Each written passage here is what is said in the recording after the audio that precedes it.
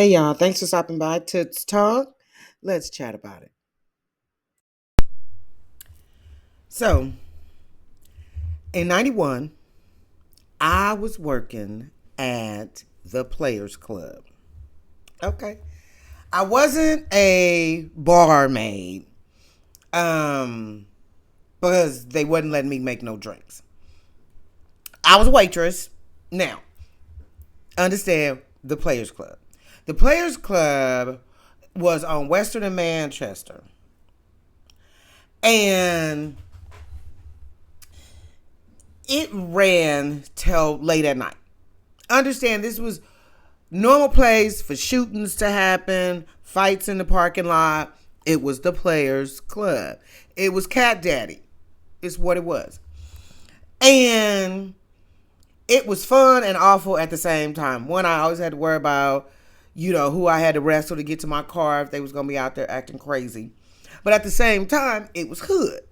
So I could put my cigarettes, my personal drink on my tray, and while I'm taking orders.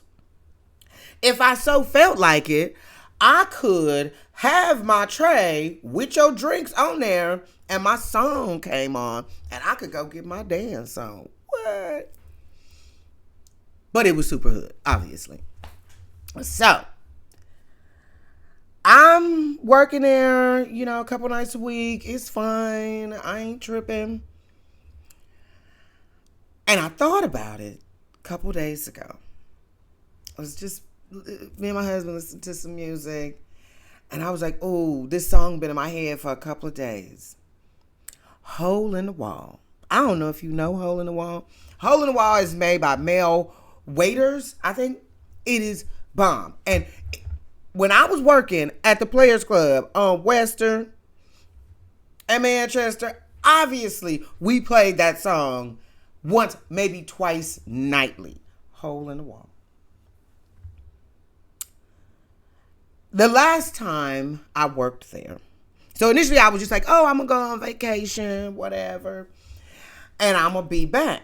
So I'm doing what I do. I got my tray and whatever, and I'm already got an attitude because there are literally girls at the table all dressed up in they swap meet gear buying drinks with change. I mean coins. Buying drinks. You shouldn't be in here if you need to buy drinks with change. Period. Full stop. Anyway. So they up there, everybody getting it, The owner's son, in his feelings, drunk as shit, up on the dance floor with his girl, waving his gun in the air while he dancing. So already, I'm kind of like, you tripping now. That same weekend, I was leaving to go to New York. I left, I want to say September 3rd, heading to New York. I had a wonderful time, hung out with friends, big chilling. Stayed in New York, stayed in Long Island and New Jersey. It was awesome. Went to the to the first tower on September 8th. I think I still have the picture that I took in the photo booth. Went back, from the photo booth at the very top of the first tower, and that used to be the restaurant, Windows to the World or something. Went back to my friend's house, hung out. On September 10th, I went to the airport. And a flight got changed a bunch of times. We had to run around from one airline, from one gate to the next, because they kept changing the flights twice. How often do they change the flights twice in one time? Like, okay, they're going to change it. Now you at gate this. No, they changed the gates twice. And that last time they changed it, I want to say I was the third person in line. And they called us. I was the last one. They said, okay, up to y'all three, come on, get on this plane. We got on the plane, and then something else happened. Now we have to sit on the runway for 2 hours. Let's say my flight was at 10. I went maybe 9 or 10. We sat out there for a couple of hours. Hot! On this plane. All this time. I got many, many attitudes by then. Finally, we took off. I land at LAX. I want to say 5 or 6 a.m. on September the 11th. I go to bed. Go home. I'm still living with my mama, so it is what it is. I go to bed. And I'm woken up by my phone. My friend is calling me. Talva.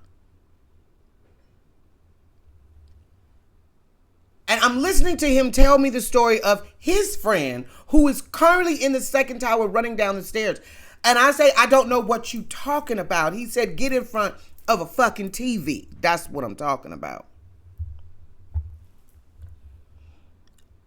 I will always remember the Players Club and that hole in the wall. Because it's what got me to New York.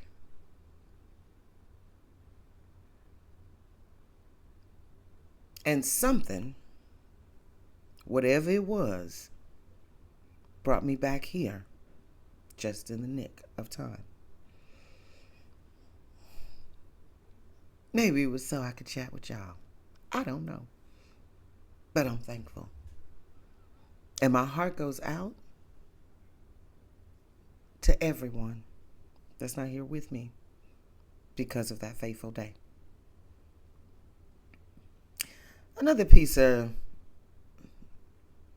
just interesting news. My first husband was in New York at exactly the same time. And he came back on, I think, the 9th. He flew back to California on the 9th. I flew back to California on the 10th, landing on the 11th. That was 2001. We would meet and marry in 2002. Well, no, yeah. Because we got married 9 months after we met. That's a whole nother story to come. Thank y'all. Talk to you later.